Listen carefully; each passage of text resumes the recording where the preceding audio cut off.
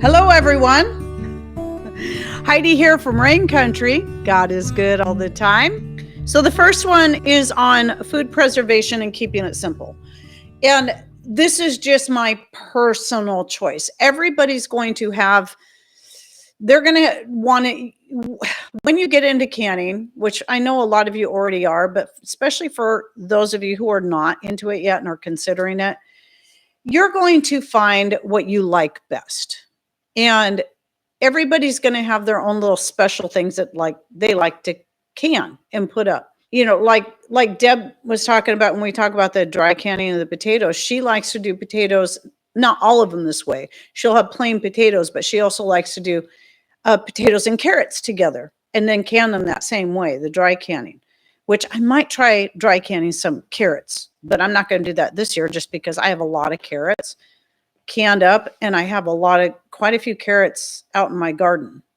So I might dry most of those, dehydrate them. Anyway, a lot of people feel the need to, or they might ask me, what's your recipe for canning this? And what's your recipe for canning that? And other than a few key things that I like to can up to have on hand, like maybe I'll can up some of my excess soup. Really don't do that anymore. I'll get to that in a minute.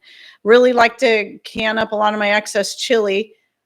Won't do as much of that as I used to, but I will always keep some canned chili, homemade chili on hand. Salsa, homemade relish, meatballs, jams, that kind of thing.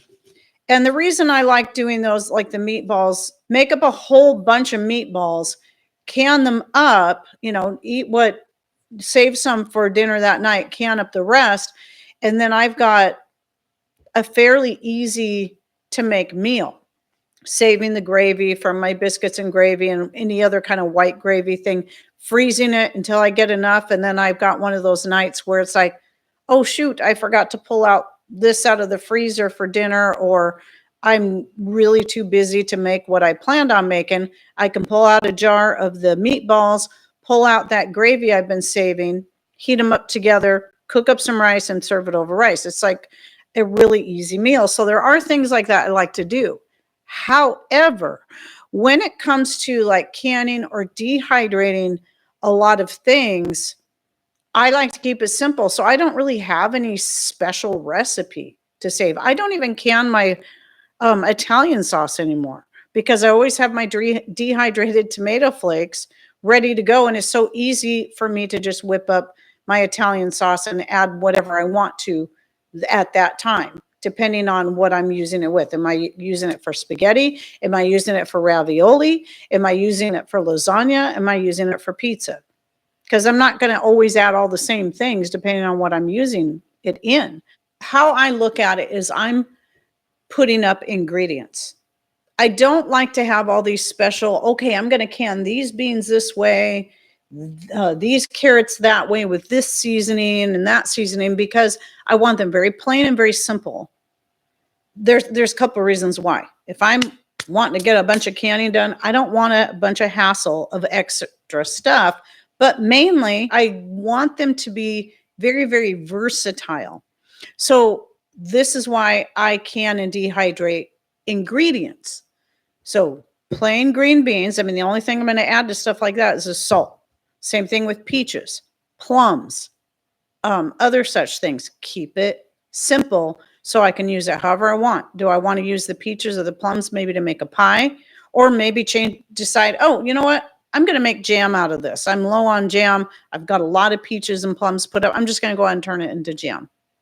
That I don't see that ever happening, but because I always have way too much jam in storage that I'm not even making jam this year. I don't think. Yeah, same thing like with the ground beef. I dehydrate some, I can some. Well, I don't know if I'll can more. I still have a lot of canned ground beef, but it's just salt and water. I probably wouldn't even if I ever canned ground beef again, I wouldn't even add water to it. I just put the ground beef in there, maybe mix some salt in, keep it simple so I can use it in whatever I want. And I'm not like, oh, I get down to my last jar of ground beef and it's, oh, this has Mexican spices in it and I wanted to use it in my Italian sauce or something. I don't want that. I want to keep it very simple. So don't feel like, especially if you're new to all this, don't feel like you have to do things that way. Don't feel like you have to make things with all the same kind of ingredients and spices and herbs and whatnot that everybody else is doing. You can keep it very, very simple. And it's how I prefer it. But one of the things I have done that has made a lot of things easier and also makes more space in my pantry to put up more types of food or more of the same thing, just being able to have more space to put more of it up, is I started dehydrating a lot more things than I used to. So, I've shared before, I think I shared this last week, how I was pureeing and then canning my tomatoes. And then when I discovered, wait a minute, I can dehydrate these in the form of flakes where I can easily turn them into sauce and add as little water as I want, depending on whether or not I want it to be a sauce, a paste, or a soup. It's easy and it takes up such little space, and I don't have to wait until I have enough tomatoes to fill up the canner. Sorry. I always got family texting me, and sometimes, in some ways I'm always kind of on call. So that's why I keep my phone in here. So if it's an emergency, I can check it.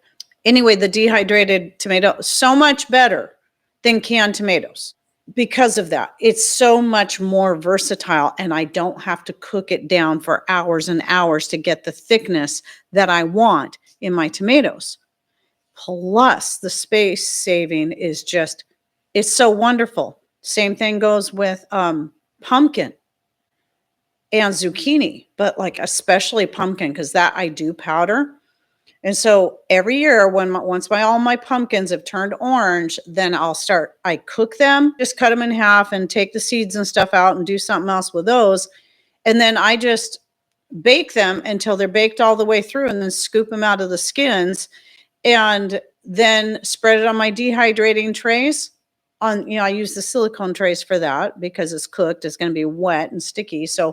And then I dehydrate them and then powder them up, and it's amazing how much space doing that saves.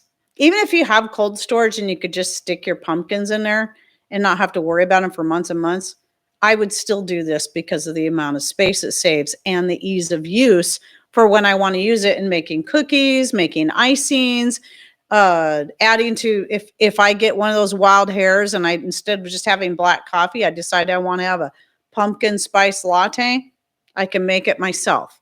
And adding some of my dehydrated pumpkin to that. And then making pumpkin pies. It's so great.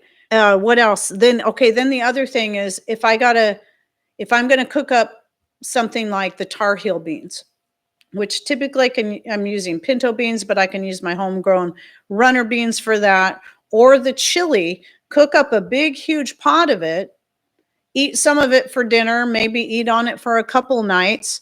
I don't have to worry about having enough to fill up my canner. I take the rest, I dehydrate it. Takes a little bit longer than opening a jar of canned chili or canned Tar Heel beans and then heating it through, because you got to add the water and heat it through and let it rehydrate, but it rehydrates very, very quickly. And it's great. Same thing with soup now. I probably won't can a bunch of soup anymore because you dehydrate your soup and it takes up even less space. It's like you can have like this much soup and shrink it down to that. Then when you want soup, add your water, heat it through. It's already been cooked, so it rehydrates faster that way than rehydrating something that was raw and then you dehydrated it. And it tastes just like it did before you dehydrated it. It's so great. So things like that, I probably will very rarely ever can again because it's not necessary.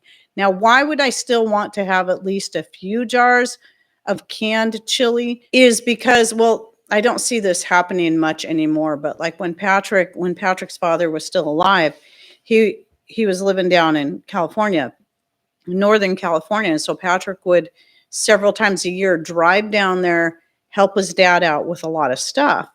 And I would send him, a jar or two of that chili in case he doesn't want to just stop and eat along the road. Maybe he wants to save money. He can just open up a jar. He can heat it up with his little stove, or he can eat it right out of the jar with a spoon, eat it cold. It's things like that make it nice. He doesn't have to add water and wait for it to, rehydrate. Well, I've talked about a lot of this stuff, like the dehydrating the apples, dehydrating potatoes. Now, I probably will only dehydrate potatoes now in the mashed potato form, and then stick to doing the dry canning potatoes, even though that's going to take up more space.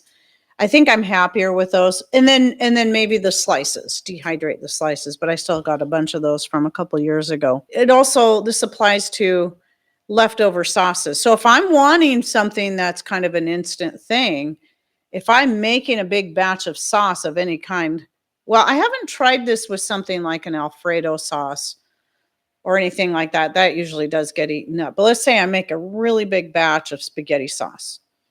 From now on, instead of canning it, dehydrate it. That's what I'm going to do. I tried it. I did a test run with it last year. Was very pleased with the results. About that same time, I did the soup and some other things.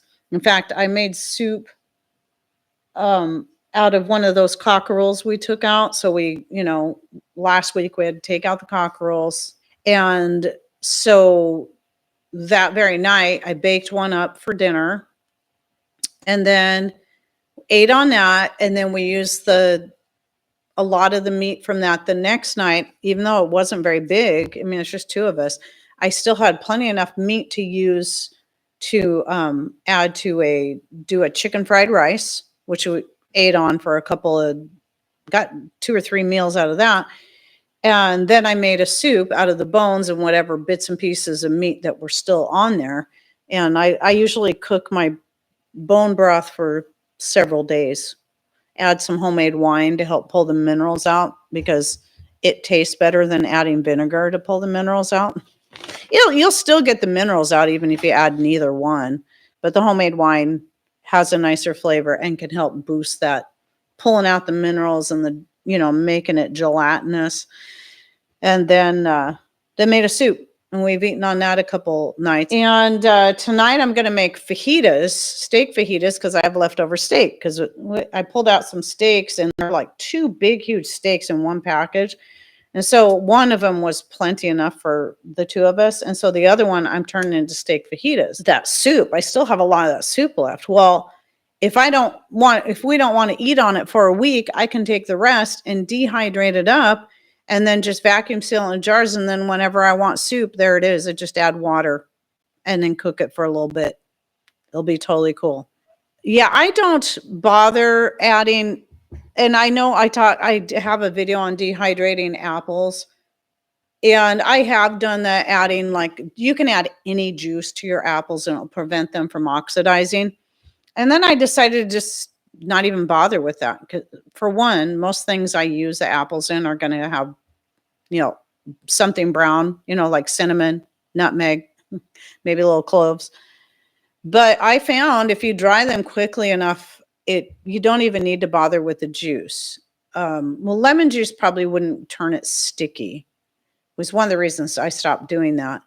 But you also are going to be more apt to get especially if the apples aren't super sweet, you might be able to dry them more crispy, which then can make them easier to powder to add to things like, every now and then I like to make apple cinnamon pancakes.